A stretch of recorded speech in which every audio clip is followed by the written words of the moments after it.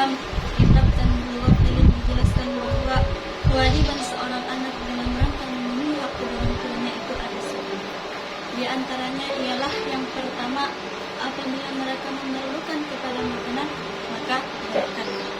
Dan yang kedua, apabila mereka memerlukan kepada pakaian, maka berikanlah.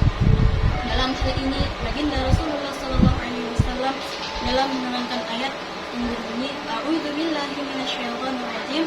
Bismillahirrahmanirrahim. Wa sahibuhuma fid dunya ma'ruf. Yang artinya, wa sahibuhuma, dan temanilah kamu terhadap keduanya fid dunya, di dunia ma'rufah. Maksudnya apa? Makanan ketika lapar, pakaian ketika lapar. Adapun yang ketiga, apabila mereka memerlukan kepada bantuan, maka bantulah. Dan yang keempat, apabila mereka memanggil, maka datangilah, lalu tanya, tidak apa mereka memanggil. Dan yang kelima, apabila mereka memerintahkan dengan perintah taat, maka laksanakanlah. Dengan catatan, selagi perintah itu tidak perbuatan maksiat atau untuk mengatakan kecelakaan. Dan yang keenam, hendaknya berbicara dengan yang baik, lemah lembut, tentunya tidak berkata kasar, apalagi sampai menyakitkan. Dan yang ketujuh, hendaknya tidak memanggil dengan sebutan nama. Jadi kalau kita jangan sampai memanggil kedua orang tua itu dengan sebutan. Dan yang kedelapan, apabila kita berjalan bersama kedua orang tua, maka hendaknya kita di belakang, kecuali kita diizinkan untuk mendahului. Dan yang kesembilan, apabila senang terhadap keduanya, sebagaimana senang terhadap dirinya sendiri. Begitu juga sebaliknya, apabila membenci terhadap keduanya, sebagaimana membenci terhadap dirinya sendiri. Maksudnya apa? Apabila kita hidup bahagia, senang, maka hendaknya kedua orang tua kita mengalami hal tersebut. Tapi sebaliknya, kalau kita hidup susah, tidak bahagia, maka hendaknya kedua orang tua kita jangan mengalami hal tersebut. Jadi jangan beranggapan bahwa biarlah kedua orang tua susah, yang penting aku. Jangan sampai. Dan yang ke-10, hendaknya mendoakan dengan ampunan serta rahmat Allah, sebagaimana doa Nabi Nuh alaihissalam dan Ibrahim alaihissalam. Rabbighfirli wa liwalidayya walil mu'minina wal mu'minat. Rabbighfirli wa liwalidayya walil mu'minina wal mu'minat yaumil qiyamah. Wahai Tuhan kami, ampunilah kami, ampuni kedua orang tua kami dan segenap umat Islam, baik laki-laki maupun perempuan di hari kiamat.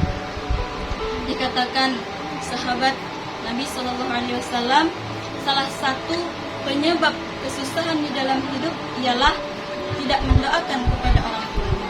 Lalu sesuatu apa yang bisa menggembirakan hati kedua orang tuanya sesudah meninggalnya? Maka jawabannya ada 3 perkara. Yang pertama, menjadi anak yang baik, maka bisa menggembirakan kedua orang tuanya.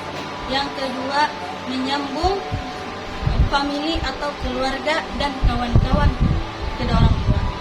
Dan yang ketiga, hendaknya memohonkan ampun dengan cara beristighfar untuk keduanya dan bersedekah untuk keduanya. Lalu sabda Nabi juga dikatakan bahwa jangan putuskan hubungan dengan orang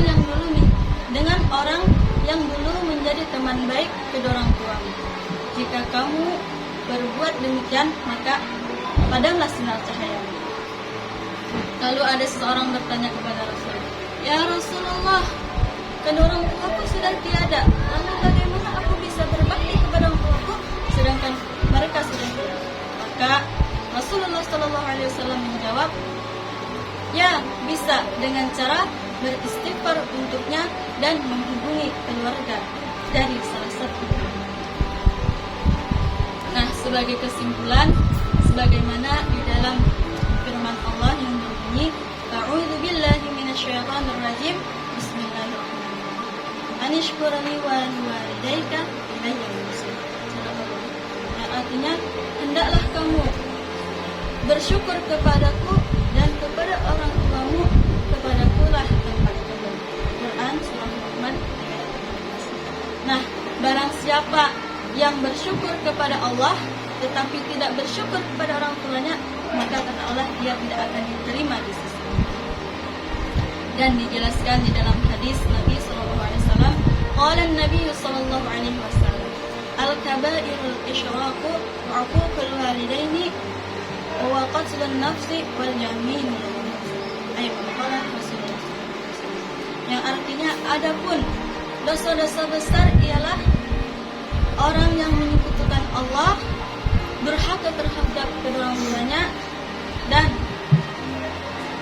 membunuh jiwa dan bersumpah palsu. Hadis riwayat Bukhari.